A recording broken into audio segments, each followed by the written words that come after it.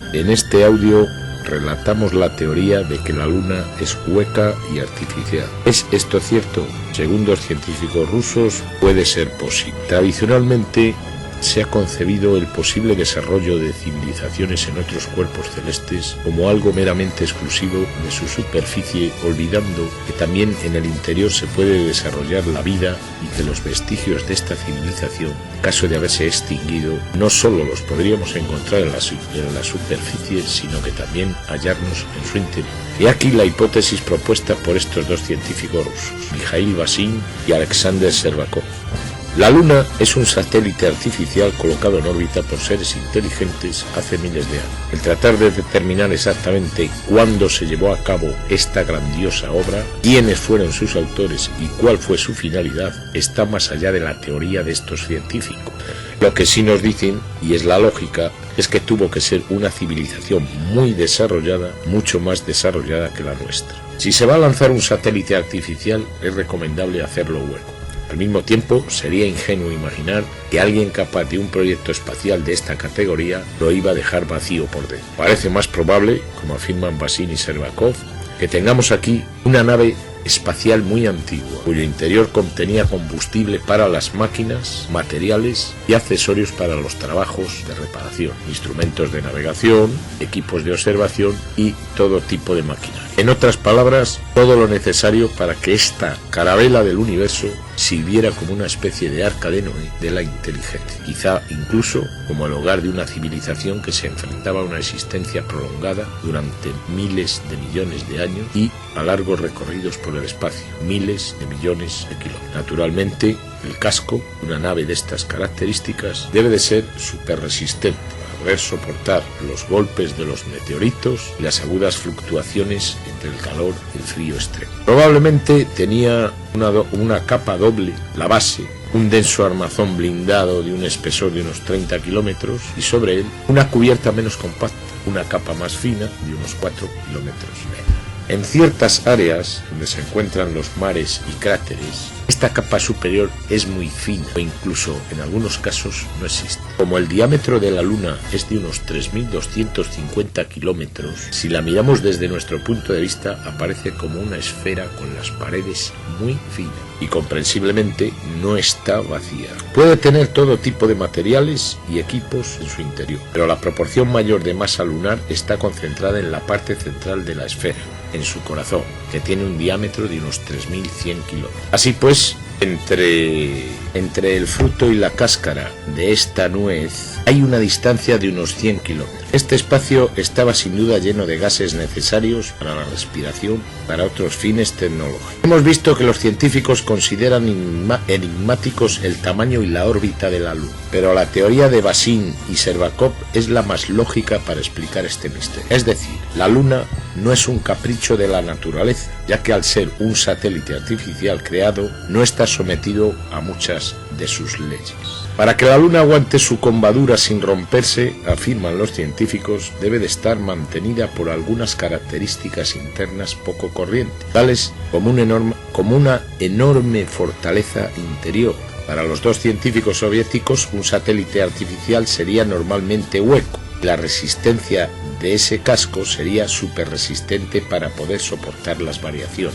Ellos lo describen así: probablemente tenía una capa doble, la base, un denso armazón blindado de un espesor de unos 30 kilómetros y sobre él una cubierta menos compacta, una capa más fina de unos 4 kilómetros y medio. Como sabemos, la mayoría de los proyectiles que entran en la atmósfera terrestre son destruidos por ella, y no ocurre así en la Luna. Esto no explica la abundancia de cráteres de la Luna con respecto a la Tierra. Si consideramos que la Luna ha viajado a través del cosmos, atravesando muchos sistemas, cinturones de asteroides, etc., habrá estado sujeta a choques más frecuentes aún que los de nuestra Tierra.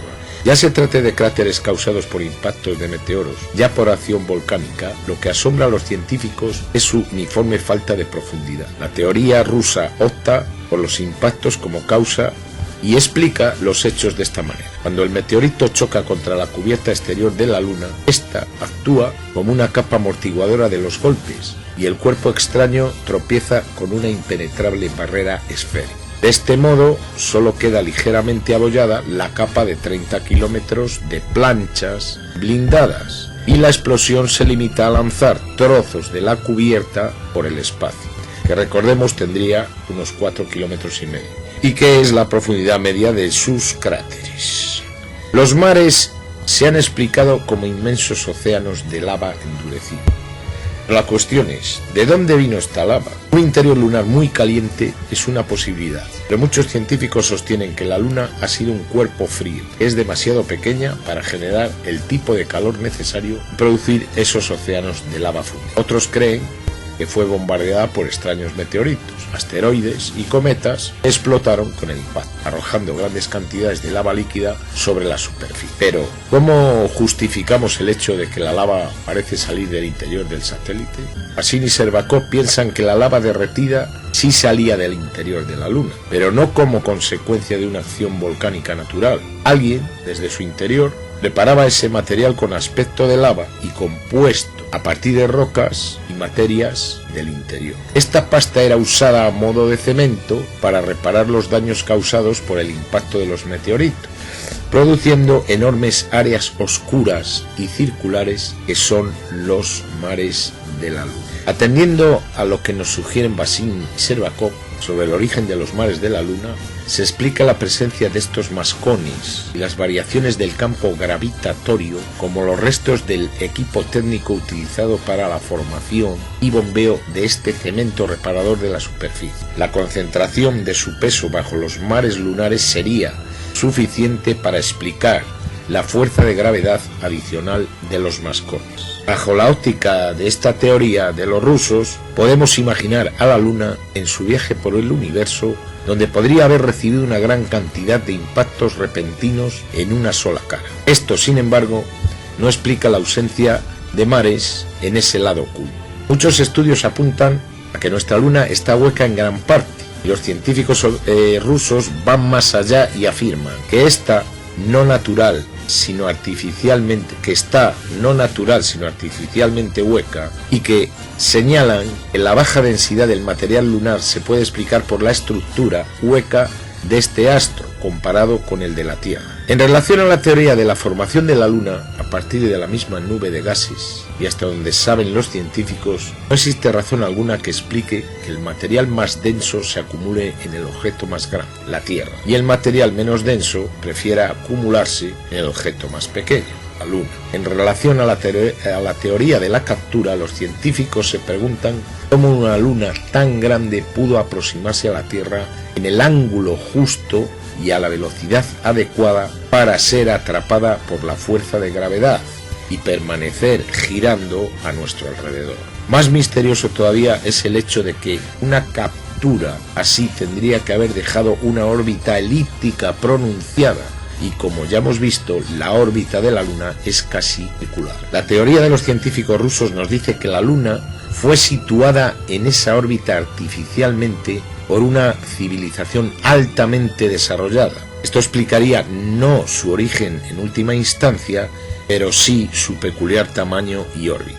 Hay que señalar que Bassin y Shcherbakov no afirman que su teoría sea definitivamente correcta, pero sí es verdad que hemos visto que con ella se pueden explicar muchos de los enigmas lunares que hoy en día los científicos ortodoxos y dogmáticos no pueden explicar, y que de esta manera contribuyen un freno para el desarrollo de la ciencia. Bassin y Shcherbakov concluyen su teoría con las siguientes palabras: creemos que las cuestiones que hemos planteado en relación a nuestra Luna proporcionan base suficiente para considerar seriamente el asunto. El resultado puede ser la clarificación de muchos misterios lunares. Ahora, naturalmente, tenemos que esperar hasta encontrar pruebas directas que apoyen nuestra teoría o que la invaliden. Probablemente no será una larga espera. Desconozco si dichas pruebas a favor o contra de esta teoría se han producido. Lo que está claro es que la base de la misma es suficiente para ser considerada en serio. Esta teoría fue enunciada hace muchos años,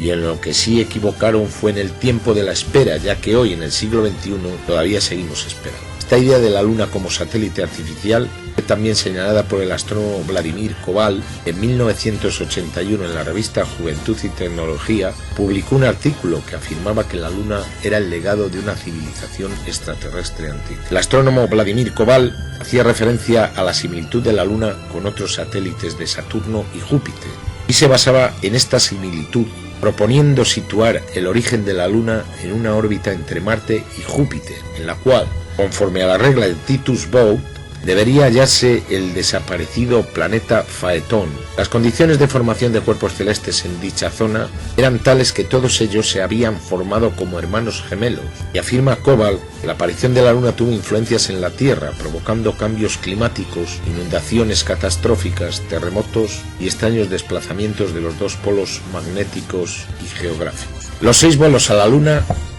han producido abundante material informativo, unos 400 kilos de rocas y suelo lunar y más de 30.000 fotografías.